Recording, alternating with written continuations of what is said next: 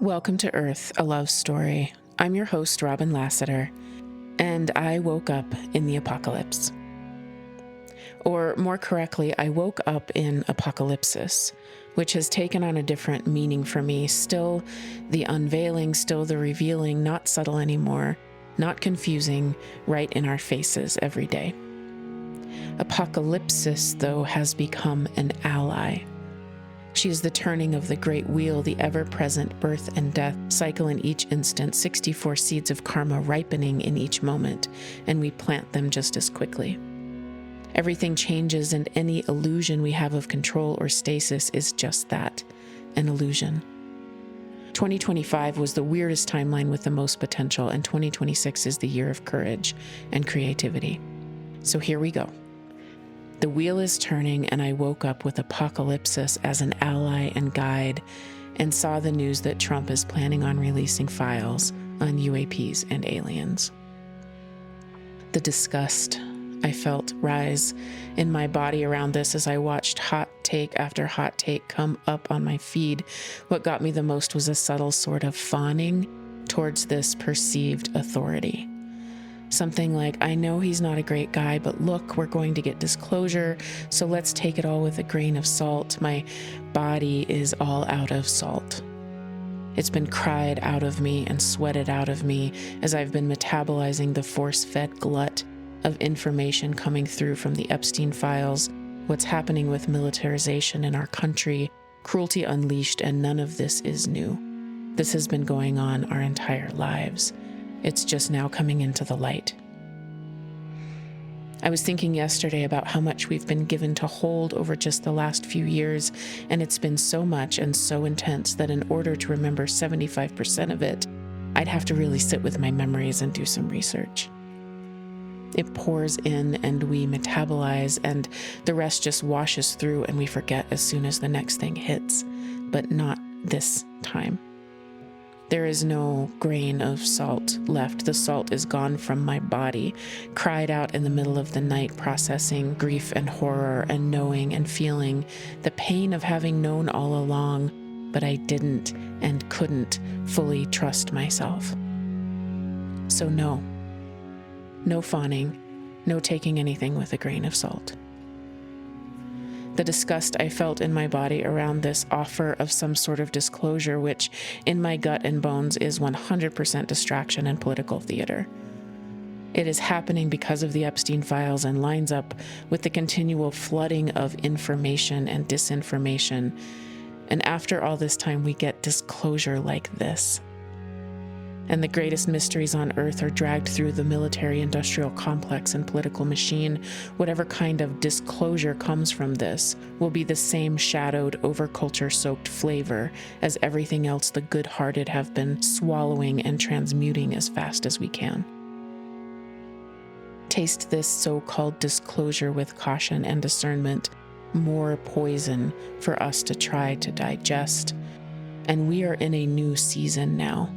Saturn and Neptune in Aries, Pluto in Aquarius, the cross of the sleeping phoenix, and truth and clarity will come through direct experience and true relationships.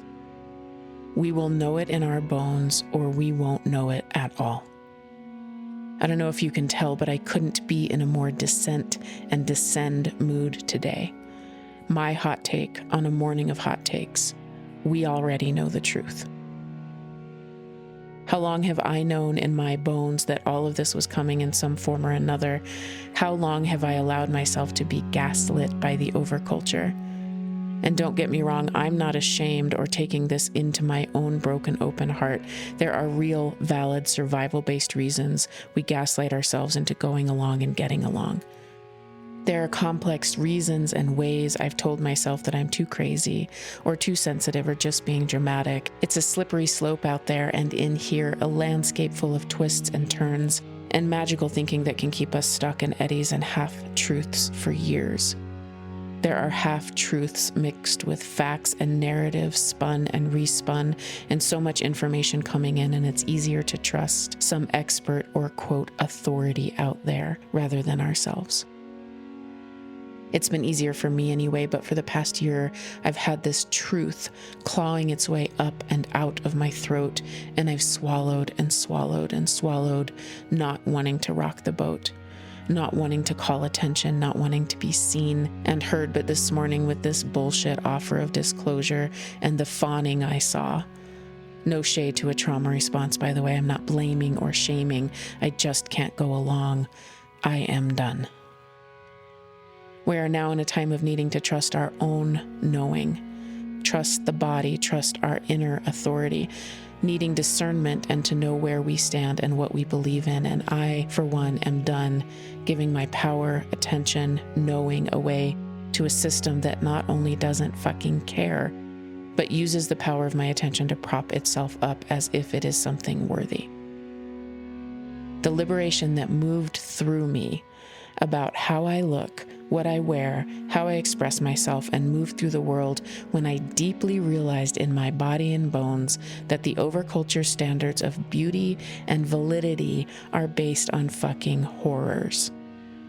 When I felt that which has lived in my body and the body of the women in my lineage for thousands of years, the liberation I felt when I chose to dissent and descend from that prison of mistruth and manipulation.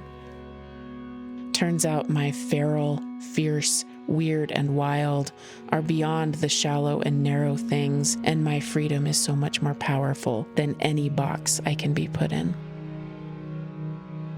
Dissent and descend, as a teacher of mine would say, and I have never been more clear. We give power to the power hungry with our attention and our fear, staying within the construct that will be saved, rescued, and protected by something out there. The systems of control and manipulation do not care. What if we all knew how truly powerful we are? What if we knew in our bones that death was not the end? What if we were here in this time to hold down a secret third thing, refusing to buy into the us versus them narrative that is being force-fed? What if we all turned away and built the new thing? There's an internal shift, a shredding of old beliefs that there is something out there to take care of the vulnerable and innocent. No one is coming to save us, and we are not alone. No one is coming to rescue us, and we are not alone. We are the ones who are here. We are in a time when what we see on our screens will not show us truth with a capital T. It will be a mix of truth and attempted manipulation and fiction, and there will be no way for us to know what's real. We will know it in our bones, or we won't know it at all. Direct experience and deep relationships will guide us. For example, in the height of the ICE chaos in Minneapolis, I saw on my Instagram feed an indignant and fiery preacher throwing ICE agents out of his church. "You shall not come into this house of God," he thundered, while people looked on and cheered, and I felt a thrill go through my body and thought, yes, wow, goodness exists. And then later in the week, I saw another preacher, different robes, different color, same script, shouting the same thing to milling ICE agents on the steps of a different church, and looked closer and realized it was AI. Subtle, glitching background, same background people milling about, and I realized deeply that I was being manipulated into having a particular feeling, into a particular energy being stirred in my emotional center, and for a moment I saw through it all to the agenda beneath. The secret third thing that we're here to hold down will be a turning away from narratives that erode our humanity. I dissent and descend and go down to trust my own truth within. To all of the experiencers out there, to anyone who's ever held a secret truth in your bones, keep it close to your heart as we enter into these times. Your gnosis is yours alone. Do not allow it to be reduced and co-opted to feed political theater. The truth isn't out there, it's in here.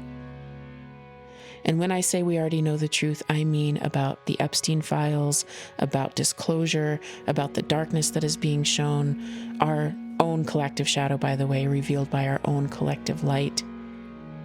And even if the horrors haven't been at the top of our conscious minds, our bodies know it the moment we see it.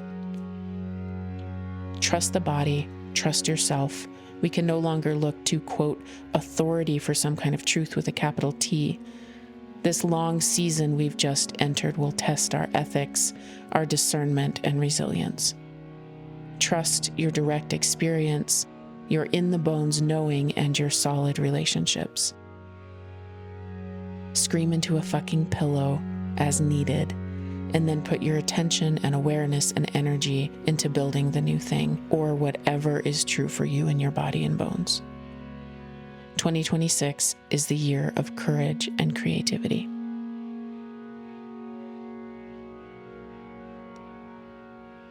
If you'd like information about the upcoming Wayfinding the Sacred Interior course, if you would like to join our Patreon community where we meet twice a month in live Zoom calls, if you would like to learn any more about my work or book a one-on-one session with me, visit robinlassiter.com.